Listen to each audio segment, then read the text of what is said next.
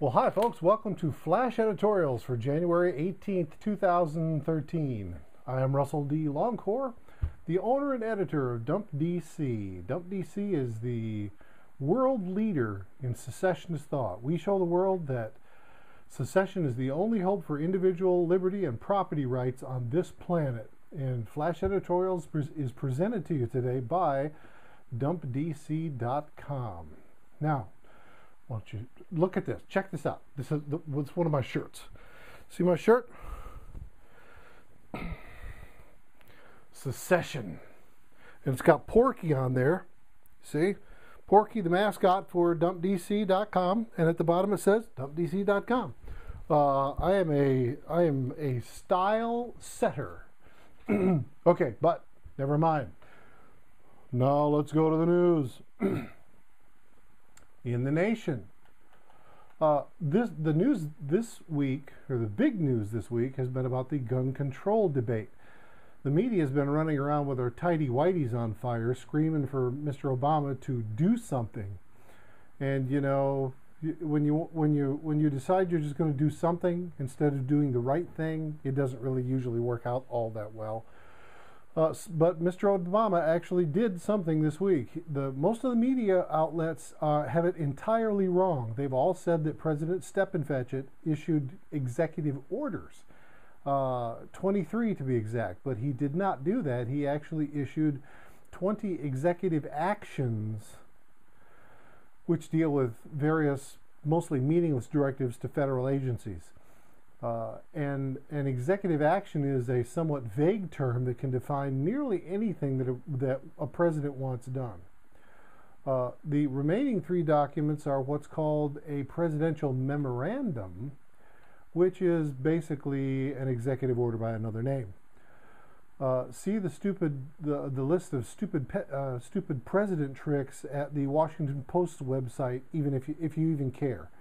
But just know this, there is no stomach, and there is certainly not enough votes in either House of Congress to pass any gun control legislation. Dianne Feinstein can say whatever she wants and do whatever she wants, but America, D.C., ain't coming for your guns. In international news, for some reason, the French government has sent troops to the West African nation of Mali in an attempt to quell an uprising of Islamic militants known as the Tuareg rebels. Now, apparently they were upset that Volkswagen had stopped shipping the Tuareg SUV to their country. I'm just kidding. I'm totally kidding. Totally kidding. Actually, a group of Mali soldiers staged a coup and took over the government. But at the bottom of this entire mess is one Islamist group killing another Islamist group. So much for the peaceful teachings of the Prophet, peace be upon him. In the economy, the number of actual new unemployment claims filed under state programs, unadjusted, totaled 555,708 in the week ending January 12th.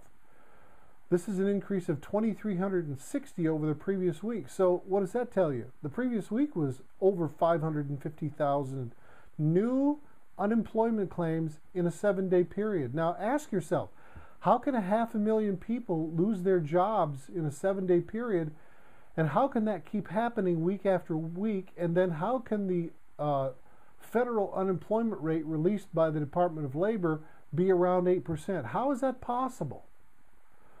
Also remember what I told you a couple weeks back, that Washington actually likes the unemployment numbers like this because it's a downward pressure on wages. It keeps everybody's wages down.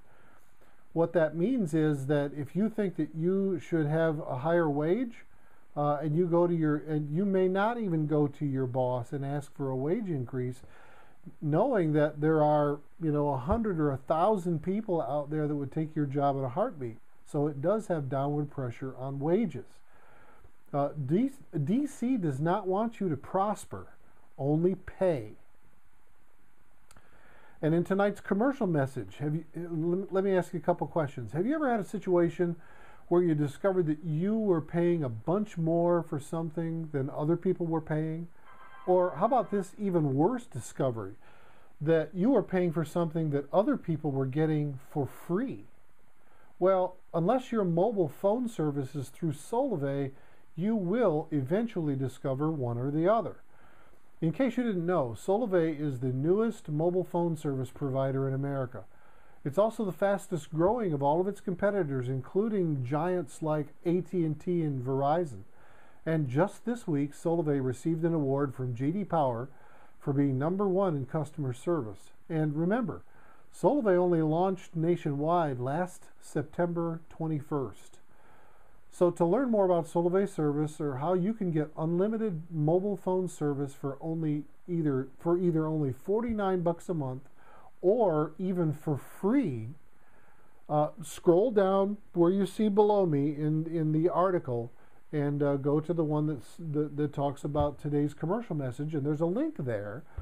And click on that link and you'll find out more details. And thank you. In business news. Now, what's up with Boeing? This week, its entire fleet of 787 Dreamliners was grounded worldwide over the risk of a possible battery fire in flight. Now, it hasn't happened, but they grounded the whole fleet for a possible battery fire. Now, this newest Boeing product, the 787 Dreamliner, was already 3 years behind on production when they started rolling off their production lines, and they have a backlog of orders of over 800 planes.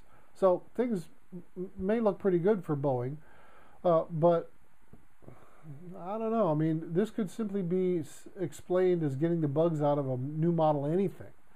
But there are, look at cars. If you get a new model of a car, probably not a good idea to buy it in the first year because there are going to be a lot of recalls and stuff like this. Well, this is no more than a recall just in the airline business. But there are air carriers that are already using the 787. They're going to be lining up, looking to Boeing to make up for the lost revenue for these manufacturing issues. It's hard to make a profit when you have product issues after delivery, but Boeing, no doubt, has product liability insurance. The amounts must be staggering. So I'm pretty sure they're going to be just fine. And Boeing's chief rival, Airbus, fares no better. Their A380, which is a comparable to the 787 Dreamliner, has had many of the same kinds of issues. Little things after they started delivering these planes that cause problems. And in both companies, it's all about in-the-air safety. Nobody wants a cabin fire at 35,000 feet. It could ruin your whole day. In sports, this weekend, the NFC and AFC championships happen. San Francisco plays Atlanta in Atlanta, and the Ravens play the Patriots in Yankee Land. I pick Atlanta as NFC champ because they're playing at home, and the Patriots to roll over the Ravens to be the AFC champs. By the way, last week I picked 2 out of 4. Still not too bad for a rookie. And also in sports, cyclist Lance Armstrong has finally admitted to the world through Oprah Winfrey that he had been blood doping and using performance-enhancing drugs throughout his entire career as a cyclist. So basically, Armstrong's entire cycling career was a lie. Now, I'm not pissed because he used drugs. Philosophically, I have no problem with performance-enhancing drugs. It's just that Armstrong has now made the French look smart because they've been chasing his narrow ass around for years, decades really, trying to prove that he was on something for all those Tour de France wins. But those smug frogs were right now, and they're going to be even more insufferable now that they've been proven right. But Lance, if you're listening, cheer up.